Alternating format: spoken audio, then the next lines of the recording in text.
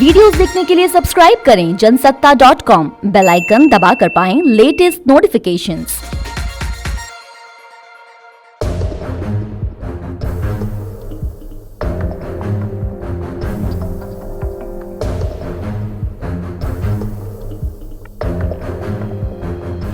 नमस्कार, मैं उपेंद्र कुमार। जनसत्ता में आपका स्वागत है।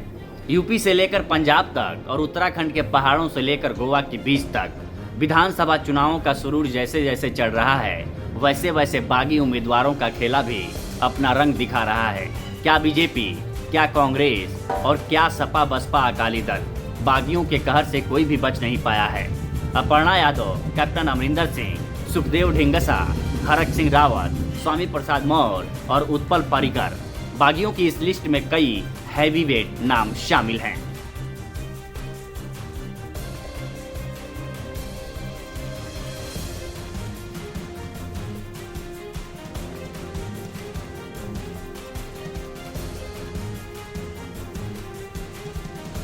तराइन की जंग में पृथ्वीराज चौहान की शिकस्त ना होती अगर जयचंद्र ने मुल्क से बगावत करके मोहम्मद गौरी का साथ ना दिया होता। पानीपत की जंग मराठे कभी ना हारते अगर अवध का नवाब शुजाउद्दौला दुश्मन अहमद शाह अब्दाली के साथ ना खड़ा होता।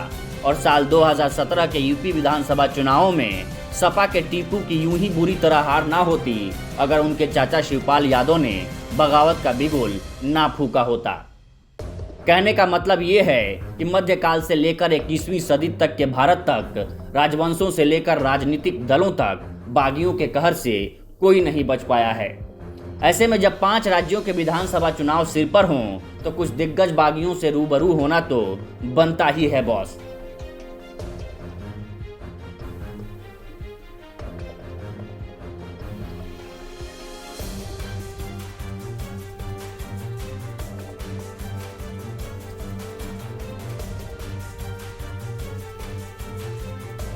बात जब बागियों की चल ही निकली है तो शुरुआत देश के सबसे बड़े सूबे यूपी से, जहां हर दल में बागियों ने कोहराम मचा रखा है।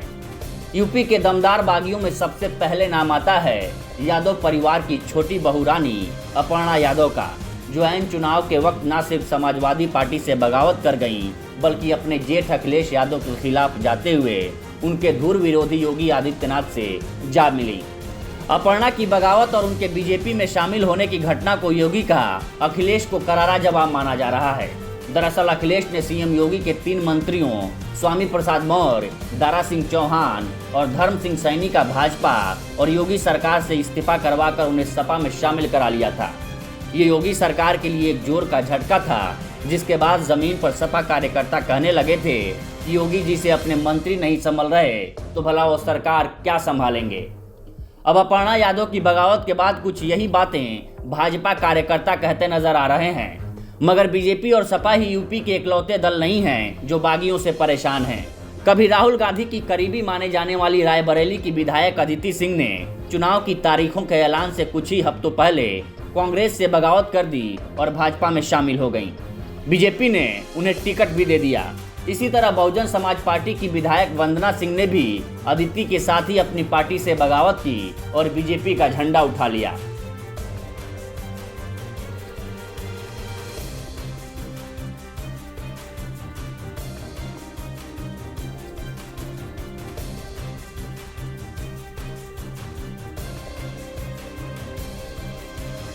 यूपी के बाद चलते हैं पंजाब, जहां से हमारे दूसरे मोस्ट हैवी वेट बागी नेता आते हैं। हम बात कर रहे हैं कैप्टन अमरिंदर सिंह की। 4.5 सालों तक कैप्टन ने बतौर सीएम पंजाब में कांग्रेस सरकार की कमान संभाली, मगर नवजोत सिंह सिद्धू का विरोध आला कमान पर ऐसा असर कर गया कि 10 जनपद ने बार बार कैप्टन की शान में बेअदबी की, जिससे नाराज होकर कैप्टन ने सीएम की कुर्सी छोड़ी और फिर पार्टी।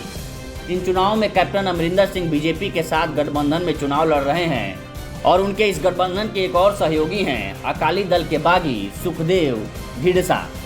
एक वक्त था जब सुखदेव ढींढसा की गिनती बादल परिवार के बाद सबसे ताकतवर अकाली नेता के तौर पर होती थी, मगर वक्त बदला, समीकरण बदले और बदल गए ढींढस के तेवर भी। अब देखने वाली बात ये होगी कि कैप्टन और ढींढसा की बगावत क्या अकालियों और कांग्रेसियों का पंजाब में खेल बिगाड़ पाएगी।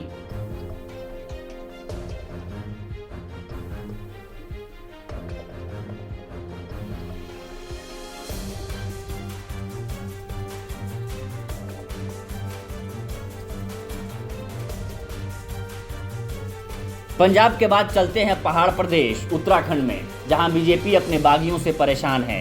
कांग्रेस छोड़कर बीजेपी में आए हरक सिंह रावत ने इस बार फिर बगावत की और निशाना बनी बीजेपी। अपने परिजनों को टिकट ना मिलने से नाराज हरक सिंह रावत की बगावत उत्तराखंड बीजेपी को कितनी भारी पड़ती है, ये देखना दिलचस्प होगा, क्योंकि टिकट के मुद्दे पर पहाड़ प्रदेश के भाजपाइयों में पहले ही काफ़ी नाराजगी है।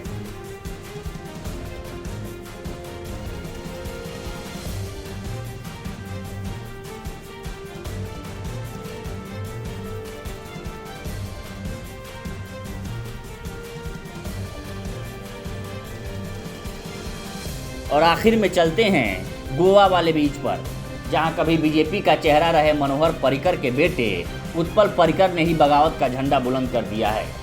दरअसल उत्पल फर्जी से टिकट चाहते थे, मगर बीजेपी परिवारवाद की दुहाई देकर उनका टिकट काटा तो नाराज उत्पल ने निर्दलीय पर्चा भर दिया। गोवा बीजेपी में मनोहर पर्रिकर की पकड़ को देखते हुए बीजेपी थिंक टैंक को डर है कि कहीं सहानुभूति की लहर भगवा खेमे में खलबली न मचा दे। अब क्या होता है और क्या नहीं, इसका पता तो 10 मार्च को चलेगा, मगर तब तक आप अपनी राय हमें कमेंट सेक्शन में ज़रूर दीजिए और विधानसभा चुनावों की खबरों के लिए बने रहिए जनसत्ता के साथ।